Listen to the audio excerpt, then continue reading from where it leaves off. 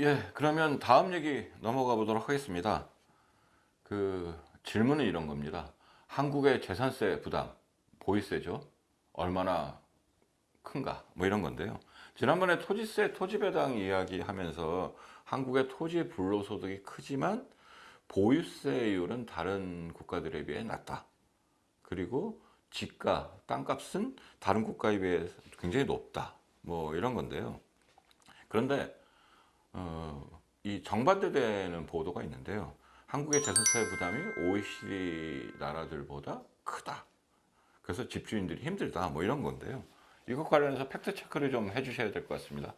네, 마치 저희가 그런 방송을 한 줄 알고 수많은 언론들이 저희 방송에 반박하는 그런 내용들의 보도를 쏟아냈습니다. 그래서 그런 보도들이 이제 대부분의 언론사, 몇몇 언론사를 제외한 대부분의 언론사에서 이제 보도가 굉장히 비슷한 내용의 이제 보도들이 나왔었고요.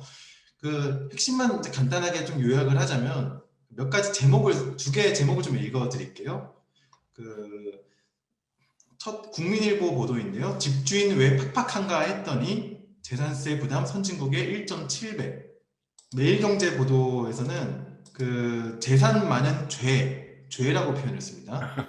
네, 재산 많은 죄, 세부담 OECD 1.7배라는 이제 그런 제목입니다. 내용은 한국조세재정연구원이 보고서를 하나 이제 최근에 내었습니다. 근데 그 보고서 제목이 일반 정부 재정 통계 분석 결과라는 것인데요. 여기에는 우리가 이제 얼마만큼 세금을 내느냐를 포함해서 각 세목별로 어느 정도 수준이고 그게 OECD 평균과 주요 국가들과는 어떤 차이가 있는가를 아주 간략하게 담은 그런 보고서입니다. 그래서 그 보고서의 내용을 보면 2019년 기준으로 한국의 조세 부담률은 OECD 평균보다 한 5% 정도 좀 낮습니다. 그거는 네, 많이 알려져 있는 사실이죠. 많이 알려져 있는 사실이죠. 그래서 한국은 조세 부담률도 낮고 그리고 사회 지출, 복지 지출도 소셜 익스펜디처라고 하는데요. 그것도 OECD 평균보다 상당히 낮습니다. 근데 이제 또 눈여겨봐야 할 부분 중에 하나는 우리가 조세 부담이 전반적으로 낮은데도 불구하고 몇몇 세목에 있어서는 다른 나라들보다 GDP 대비 비중이 더 큽니다. 이 GDP 대비 다른 세목들은 낮을 수밖에 없거든요. 왜냐하면 전체 세금의 규모 자체가 GDP 대비 낮기 때문에. 낮으니까. 근데 일부만 높게 나오는데 하나는 이 보고서에서 매년 재산세라고 표현되는 세목이 OECD 평균보다 높게 나오고요. 그리고 다른 거 하나는 법인세 부분이 OECD 평균보다 높게 나옵니다.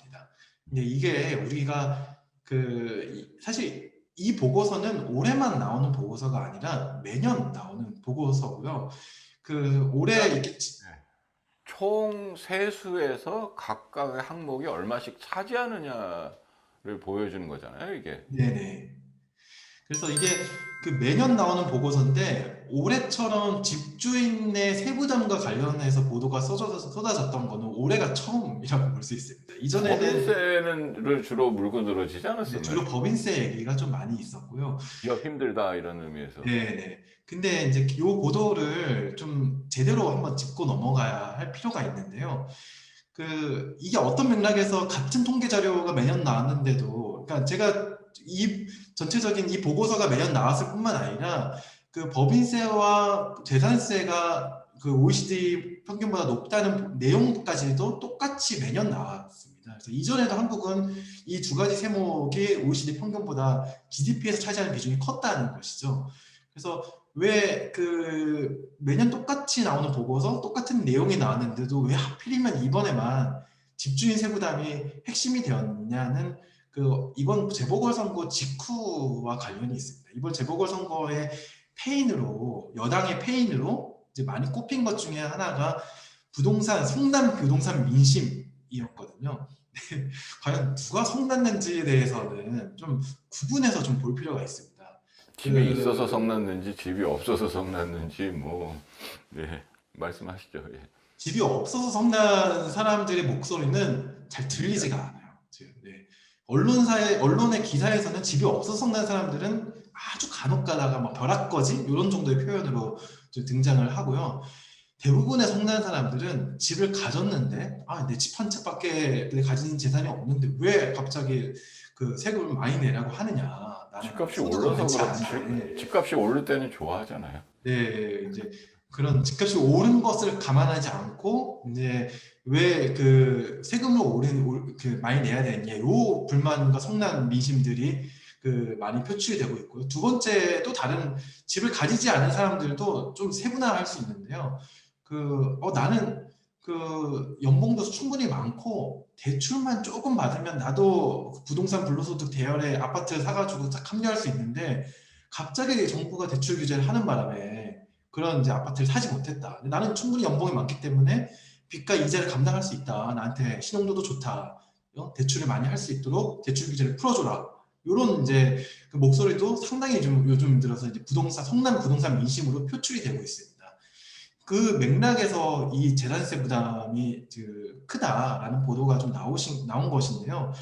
근데 이 보도는 그 도세재정연구원의 이제 보고서에도 좀 그 재산세라는 표현을 어떻게 보면은 좀 더 주석을 더 자세하게 달거나 좀 표현을 좀 바꾸거나 할 필요가 좀 있을 것 같다는 생각이 좀 듭니다. 이게 OECD에서 매기는 그 재산 관련 세금을 그냥 직역하다 보니까 나온 그런 표현인데요. 우리가 한국에 있는 법률 체계상 재산세랑 이 보고서의 재산세랑 개념이 다릅니다. 우리의 법률 체계상 그 재산세는요, 그 말 그대로 우리가 가지고 있는 재산, 부동산에 부과되는 세금입니다. 그래서 부동산에 그 부과되는 세금이고, 그리고 이제 대표적으로 그 부동산 보유세, 공시지가에 따라서 매겨지는 부동산 보유세에 해당이 됩니다. 보유세는 크게 이제 재산세랑 종합부동산세가 있고요. 이 OECD 통계에서 표현하는 재산 관련된 세금은 지금 방금 얘기했던 재산세를 포함해서요, 그 부동산 거래세, 그리고 증권 거래세, 그리고 부동산을 상속 증여할 때 내는 세금, 이 모든 것들을 다 한마디로 재산과 관련된 모든 세금들입니다. 그래서 이 세목이 높게 나온 거는 단순히 우리가 법률 체계상 재산세가 OECD 평균보다 높다라는 개념과는 분명히 다르다는 점을 먼저 좀 말씀드리고 싶습니다. 그러면 이렇게 분류의 문제, 한국에서 재산세로 분류하지 않는 것까지 여기다 다 집어넣으니까 당연히 많아지는 거야. 뭐 그렇다 치고. 그런데 실제로 어떻습니까? 이 분류가 잘못돼서 높은 건가요? 아니면 실제로도 높은 거냐? 요건 또 따로 따져봐야 될 것 같은데요. 이게 한국의 재산 관련 세금이 GDP에서 차지하는 비중이 3.3%이고요. 그 OECD 평균의 1.9%였거든요. 근데 여기서 우리가 좀 따져볼 필요가 있는 게, 오분류에 의한 그 비중도 상당히 적지가 않습니다. 그 오분류에 의한 비중이 그 큰 것 중에 하나가 증권 거래세인데요. 한국은 이제 요즘은 이제 동학개미라고 불릴 정도로 엄청나게 개인 투자자가 많은 시장이고요. 또 개인 투자자들의 특징 중에 하나는 굉장히 잦은 거래를 한다는 점입니다. 그렇기 때문에 그 증권 거래세가 상당히 많이 거치거든요. 그래서 요 GDP에서 차지하는 비중 3.3% 중에서 무려 0.3%가 그 이 증권 거래세에서 나오는 것입니다. 그리고 또 다른 0.3%는 그 차량 등의 취득세도 여기에 들어가거든요. 그래서 무려 0.6%가 빠지게 돼요. 그러면은 3.3%에서 한 2.7% 정도가 남죠. 그러면은 OECD 평균에 비해서 한 0.8 정도가 높은 것인데, 이게 왜 높냐를 봤더니 한국의 집값 그리고 토지 자산 가치가 그 OECD 평균보다 훨씬 높기 때문에, 그래서 이제 그 높은 겁니다. 왜 그러냐면은 한국의 그 보통 세금이라는 것은 그 과표에다가 곱하기 세율을 하잖아요. 근데 과표랑 세율 둘 다 우리가 그 OECD 평균보다 높은지를 따져봐야 됩니다. 세율이라고 한다면 보유세율이라고 볼 수 있는데요. 한국의 보유세율은 우리가 지난번 방송에서 얘기했다시피 한 0.16% 정도 되고요. OECD 평균에 비해서 2배 이하로 낮습니다. 한 3분의 2분의 1과 3분의 1 정도밖에 되지 않고요. 미국이나 영국 같은 나라는 무려 보유세율이 연간 1% 가까이 된다. 한국과 비교해서는 한 6배나 7배 정도 높다라고 이미 말씀드린 바가 있습니다. 그래서 보유세율이 OECD 평균에 비해서 그 2배 이하로 낮은데 그 액수가 높은 전반적인 거는 과표가 높기 때문이네요. 네, 이게 높게 나온 거는 우리 가표가 이 보유세율이 낮음에도 불구하고 그만큼 더 크다는 거죠. 근데 이게 통계가 2019년 통계거든요. OECD 평균과 비교하는 평균 통계에서 2019년 통계입니다. 그래서 작년 그, 올해 거치면서 더 벌어졌겠는데.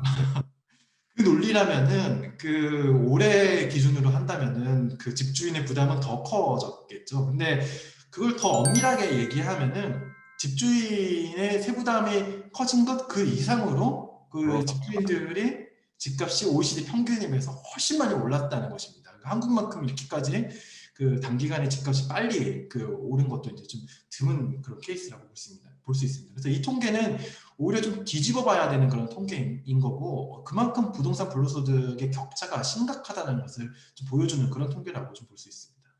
다시 한번 확인할 거 한국의 보유세는 낮은 편인데 이걸 통해서 거둬들이는 세수가 제법 많다.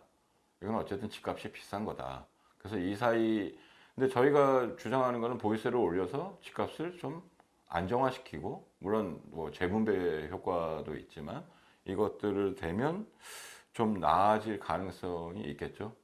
그래서 말씀하신 것처럼 이 신문들의 이 보도는 말 그대로 한국의 현실을 반대로 보여주는 뭐 그런 보도인 것 같습니다. 그러니까 사실 보유세율을 올리는 것이야말로 궁극적인 부동산 처방인데도 불구하고 이제 보유세를 어떻게 하면 올릴 수 있는지에 대한 그런 논의가 좀 많이 안 이루어지고 있잖아요. 그래서 저희가 이제 보유세를 올릴 수 있는 되게 중요한 방법으로 토지 배당을 좀 얘기하는 것이죠. 뭐 비법도 아니고 다 공개해 놨는데 왜 사람들이 그거를 갖다 쓰지 않는지를 모르겠습니다. 네.